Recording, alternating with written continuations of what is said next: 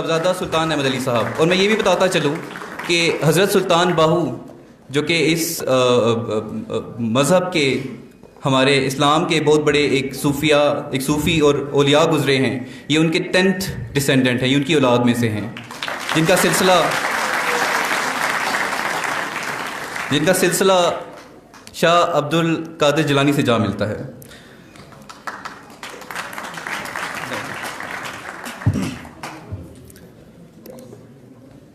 الحمد للہ رب العالمین والصلاة والسلام علی سید الانبیاء والمرسلین وعلی آلہ وصحبہ اجمعین.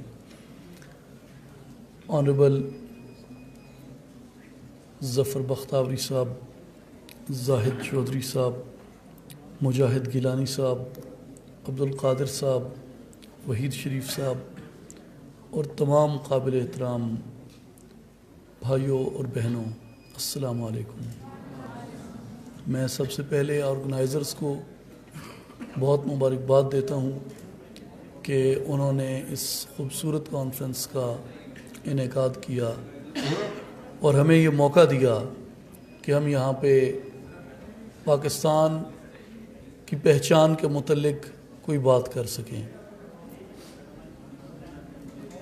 آپ کی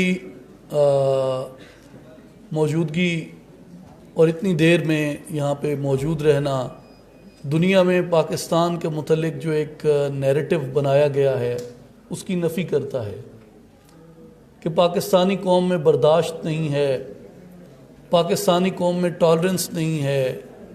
آپ جتنی دیر سے جتنی برداشت اور جتنی ٹالرنس کا مظاہرہ کر رہے ہیں، میرا خیال ہے کہ یہ دنیا کے اس شکوے کا جواب ہے کہ پاکستان کے یوتھ میں کتنی برداشت ہے تو وہ کتنی دیر سے یہاں پہ بیٹھے ہیں. میں کافی دیر سے گفتگویں یہاں پہ سن رہا تھا اور میں سبھی کو ایڈمائر کروں گا کہ سب نے دل سے بات کی اور خوبصورت باتیں کی اور مثبت باتیں کی.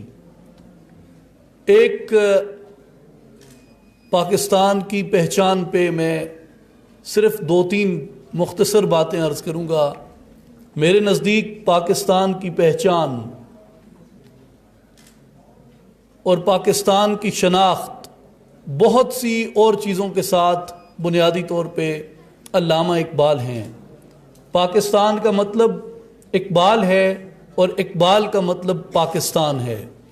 اگر اقبال کو پاکستان سے الگ کر کے دیکھا جائے یا پاکستان کو اقبال سے الگ کر کے دیکھا جائے تو اس پاکستان کے ہونے کا آپ کو جواز تلاش کرنا مشکل ہوگا، اس لیے کہ یہ پاکستان طلوع ہی اقبال کی فکر سے ہوا ہے اور اقبال کے نظریے سے ہوا ہے اور اقبال کی سوچ سے ہوا ہے، جس کا سب سے بڑا ایویڈنس پاکستان کے بانی قائد اعظم محمد علی جناح کے انہوں نے خود جو اپنا بکلیٹ پبلش کیا اقبال's لیٹر ٹو جناح، جو ان کے کانفیڈنشل لیٹرز تھے علامہ اقبال کے قائد اعظم کے نام، اس کا پریفیس لکھا قائد اعظم نے اور اس میں انہوں نے کہا کہ ہم نے جو ریزولوشن اڈاپٹ کیا 23 مارچ 1940 کو، وہ ہم نے علامہ اقبال کی اس تجویز کے اوپر کیا تھا کہ اسلامیان ہند کی بقا ایک الگ مملکت اور ایک الگ ریاست کے اندر ہے.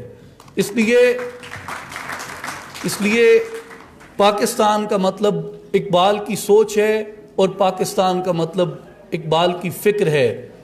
دوسری میں اس کی ایگزامپل یہ دینا چاہتا ہوں کہ جب بھی فارن ڈگنیٹریز آتے ہیں پاکستان کے اندر، اور خاص طور پہ وہ لوگ جو پاکستانی پارلیمنٹ کو ایڈریس کرتے ہیں، وہ چاہے رجب طیب اردگان ہوں، وہ چاہے جی شن پنگ ہوں یا وہ اور دنیا کے لیڈرز ہوں، وہ پارلیمنٹ میں جب بھی بات کرتے ہیں تو اپنی گفتگو کا آغاز حکیم الامت علامہ اقبال سے کرتے ہیں. اس لیے وہ اس قوم کو یہ میسج دیتے ہیں کہ ہمارے نزدیک پاکستان کی اگر کوئی بین الاقوامی شناخت اور پاکستان کی اگر کوئی بین الاقوامی پہچان ہے تو وہ علامہ اقبال ہیں. اور میں یہ بھی کہنا چاہتا ہوں کہ کسی اور پاکستانی رائٹر، کسی اور پاکستانی ادیب، کسی اور پاکستانی شاعر اور کسی اور پاکستانی پولیٹیکل تھنکر کے نصیب میں اتنی بڑی گلوبل ریکگنیشن نہیں آئی جتنی بڑی گلوبل ریکگنیشن حکیم الامت علامہ اقبال کو ملی ہے۔ دنیا کی آپ کسی زبان کا نام لیں، آپ کسی زبان کا نام لیں، آپ کو اس میں علامہ اقبال کی ٹرانسلیشنز ملیں گی۔ پرشین میں، اردو میں، انگریزی میں اقبال نے خود لکھا، عربک کے اندر، فرینچ کے اندر، جرمن کے اندر، پرتگیز کے اندر، اسپینش کے اندر، اٹیلین کے اندر، لیٹن کے اندر، ملائی کے اندر، جیپنیز کے اندر، چائنیز کے اندر، رشین کے اندر، اور آپ نام لیتے جائیں زبانوں کا، آپ کو اگر کوئی پاکستانی ریپریزنٹیٹو ان زبانوں میں ٹرانسلیٹ ہوا ملے گا تو وہ علامہ اقبال ہیں۔ اور دنیا کے بڑے بڑے انٹلیکچوئلز، دنیا کے بڑے بڑے دانشور اگر پاکستان کی شناخت کسی کو سمجھتے ہیں تو وہ علامہ اقبال کو سمجھتے ہیں۔ مجھے یہ خوشی ہے اور مجھے یہ اعزاز حاصل ہے کہ پاکستان میں کچھ بد نصیب لوگ اقبال پہ یہ جملہ کستے تھے کہ اقبال تو ایک لوکل شاعر ہے، اس کو تو یہاں سے باہر جانتا کوئی نہیں ہے۔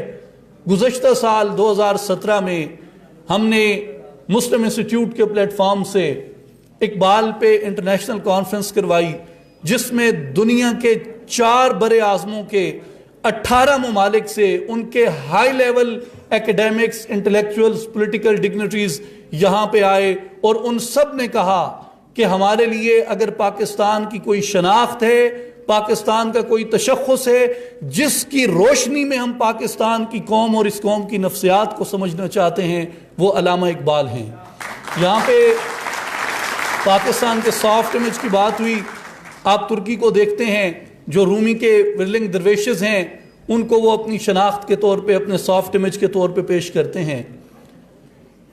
اور ایران کو آپ دیکھیں، ان کا میوزک، ان کی کیلیگرافی وہ اپنے سافٹ امیج کے طور پہ پیش کرتے ہیں۔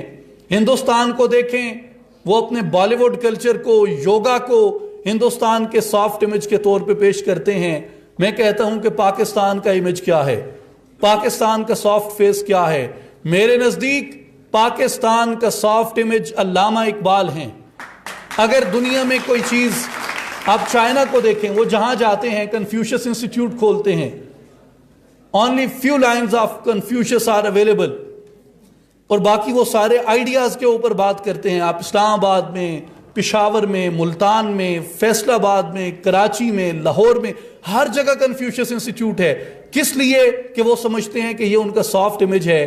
لیکن یہ ہماری جہاں خوش قسمتی ہے کہ ہم اقبال کی قوم ہیں، وہیں ہماری بد قسمتی بھی ہے کہ ہم نے اپنے اس سافٹ امیج سے دنیا کو متعارف نہیں کروایا، اپنا یہ سافٹ امیج ہم دنیا تک لے کے نہیں گئے۔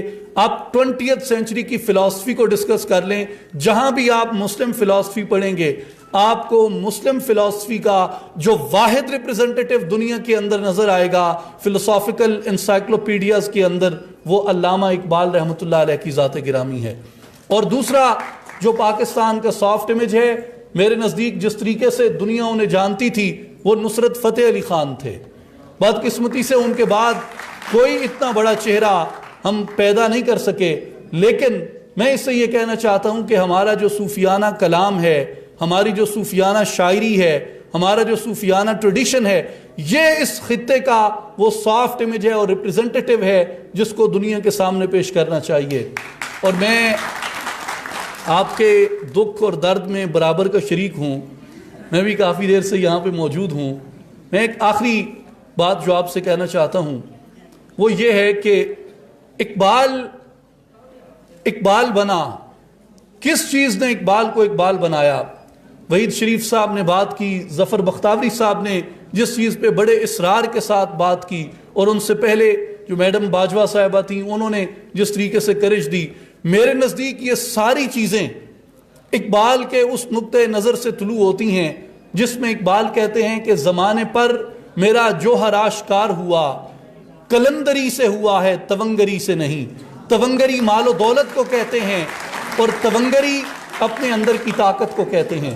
اگر آپ اقبال کے آئیڈیاز کو دیکھیں، اقبال ہمیشہ طاقت والی چیز جو اپنے زور سے پھوٹتی ہے، اقبال اس کو سپورٹ کرتے ہیں۔ اقبال کی ایک پوئم ہے فوارہ اس کا نام ہے، اس میں اقبال نے کمپیریزن کیا ہے ندی کا اور فوارے کا۔ اس میں اقبال فارسی میں آب جو ندی کو کہتے ہیں. اقبال کہتے ہیں کہ یہ آب جو کی روانی، یہ ہم کناری یہ خاک، یہ ندی کا زمین کے ساتھ لگ کے چلنا، یہ آب جو کی روانی، یہ ہم کناری یہ خاک، میری نگاہ میں نا خوب ہے یہ نظارہ، ادھر نہ دیکھ ادھر دیکھ اے جوان عزیز، کہ زور اندروں سے پھوٹتا ہے فوارہ. اقبال کہتے ہیں کہ جو چیز اپنے اندر کی طاقت سے اٹھتی ہے، جو چیز اپنے اندر کی طاقت سے اٹھتی ہے، اپنے آپ سے پیدا ہوتی ہے، اس چیز کی دنیا کے اندر اہمیت ہے. اقبال کی ایک پوئم ہے چونٹی اور عقاب، جس میں چونٹی عقاب کو کہتی ہے، یہ جو ابھی شاہین کا سوال انہوں نے کیا اس کا جواب ہے اس کے اندر. چونٹی عقاب سے کہتی ہے کہ میں پائے مالو خوارو زبوں حالو درد مند، تیرا مقام کیوں ہے ستاروں سے بھی بلند. چونٹی عقاب کو کہتی ہے کہ میں تو زمین پہ خوار ہوتی ہوں، تم کیوں آسمان میں اتنی بڑی عزت حاصل کر کے رہتے ہو؟ تو عقاب اس کا جواب دیتا ہے کہ تو رزق اپنا ڈھونڈتی ہے خاک راہ میں نو سپہر کو نہیں لاتا نگاہ میں. کہ تو خاک سے چن کے کھاتی ہے، میں ستارے توڑ کے کھاتا ہوں. یہ تیرے اور میرے میں فرق ہے. اس لیے جتنی بڑی اور جتنی اونچی آپ کی فکر کی، آپ کے خوابوں کی پرواز ہوگی، آپ اپنے لیے اتنی بڑی دنیا پیدا کر سکتے ہیں.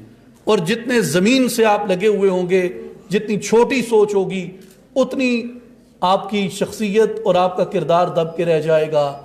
میں یہ سمجھتا ہوں کہ پاکستان کی پہچان اس کے اندر ہے کہ پاکستان کے لوگ بڑا خواب دیکھیں اور زیادہ محنت کریں، اور تونگری کی بجائے کلندری کے اوپر یقین رکھیں، اسباب کی بجائے مسبب کی طرف دیکھیں.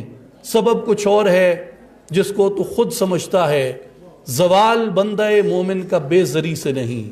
دولت کم ہونے سے انسان ناکام نہیں ہو سکتا. انسان اپنی حمیت، اپنی خودی اور اپنا کرج کم ہونے کی وجہ سے ناکام ہوتے ہیں. میں آرگنائزرز کو مبارکباد پیش کرتا ہوں کہ انہوں نے اس کانفرنس کا انعقاد کیا، اور میں پارٹیسپینٹس کو بھی پارٹیسپینٹس کو بھی خراج تحسین پیش کرتا ہوں کہ انہوں نے اتنی برداشت کا مظاہرہ کیا. میرے خیال میں یہ آپ کی جتنا زیادہ آپ نے حاصل کیا ہے آج یہاں پہ، اس کو ہضم کرنے کے لیے آپ کو اچھی خاصی نیند کی ضرورت ہے، اچھے خاصے آرام کی آپ کو ضرورت ہے. اور میں اقبال کے ان اشعار کے ساتھ اجازت چاہوں گا. لوح بھی تو قلم بھی تو، تیرا وجود الکتاب، گنبد آب گینا رنگ تیرے محیط میں حباب، شوکت سنجر و سلیم تیرے جلال کی نمود، فقر جنید و با یزید تیرا جمال بے نقاب. یا رسول اللہ صلی اللہ علیہ وسلم، شوق تیرا اگر نہ ہو میری نماز کا امام، میرے قیام بھی حجاب، میرے سجود بھی حجاب. وہ دانائے سبل ختم الرسل مولائے کل، جس نے غبار راہ کو بخشا فروغ وادی سینہ. نگاہ عشق و مستی میں وہی اول وہی آخر، وہی قرآن وہی فرقان وہی یاسین وہی طٰہٰ. قوت عشق سے ہر پست کو بالا کر دے، دہر میں اس میں محمد سے اجالا کر دے. کہ محمد سے وفا تو نے تو ہم تیرے ہیں، یہ جہاں چیز ہے کیا لوح و قلم تیرے ہیں.